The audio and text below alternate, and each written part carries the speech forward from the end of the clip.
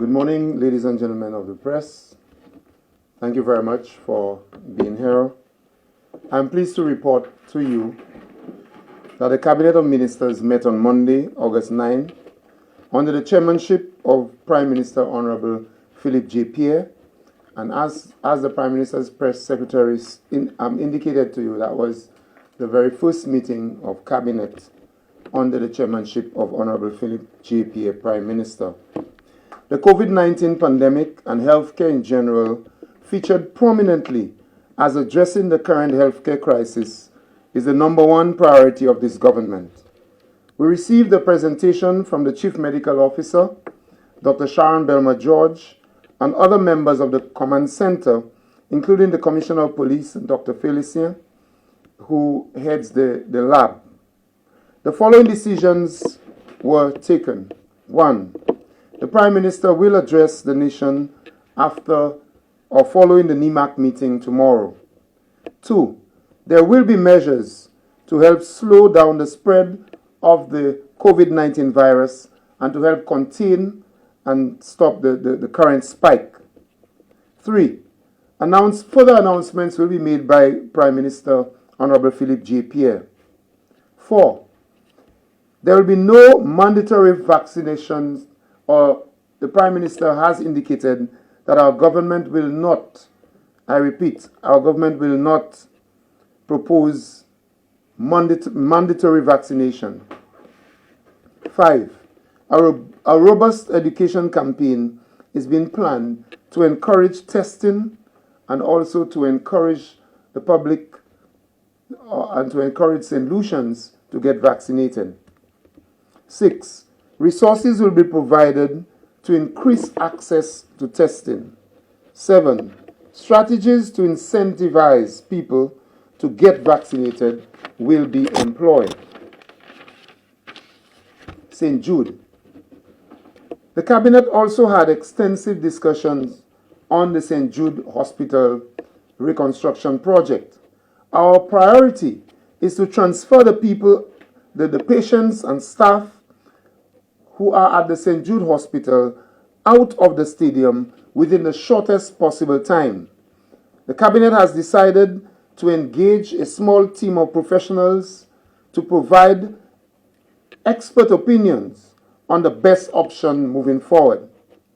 Advice from the group of experts should come to the Cabinet within 4 weeks, after which the Cabinet will proceed to implement the advice of the experts.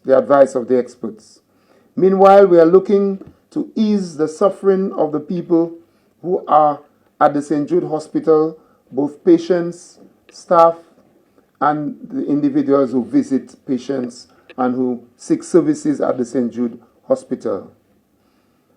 The Cabinet has also decided that the St. Jude Hospital reconstruction site will be visited by the Cabinet of Ministers and other invited guests. A date for this visit will be provided to the people of St. Lucia and to the press. As Minister with responsibility for health and wellness and also elderly affairs, I visited the St. Jude Hospital and had some very cordial discussions with Dr. Francois, who is the doctor in charge of the management of the hospital. As some people may know, Mistress Ernest is on sick leave, and she is the CEO of the St. Jude Hospital. We discussed what generally is termed the low-hanging fruits and a list of very important items and also very important issues was sent to me by Dr. Francois, and the government will look into these issues to ensure that we can solve some of the very important issues there and to see whether we can assist the hospital with some very basic items which will make life a little easier for the doctors, the patients, and St. Lucians who visit the St. Jude Hospital. I will report to you and to St. Lucians a little later in the week on the progress which we are making in relation to solving these basic issues. I also visited the Victoria Hospital, the Victoria Respiratory Hospital, and had discussions with Miss Nancy, with the head of the respiratory hospital, Miss Nancy Francis, and again we looked at the issue of low-hanging fruits. What are some of the issues, some of the basic issues which can make life easier for both the patients and the doctors, and also the medical and ancillary staff.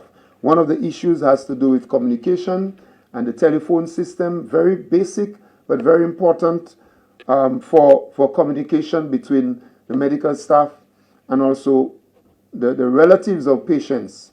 We have heard from the relatives of patients that it is very difficult for them to communicate with the hospital, and this was confirmed by the staff, and the Prime Minister has given a directive to me to try within the shortest possible time to solve this problem.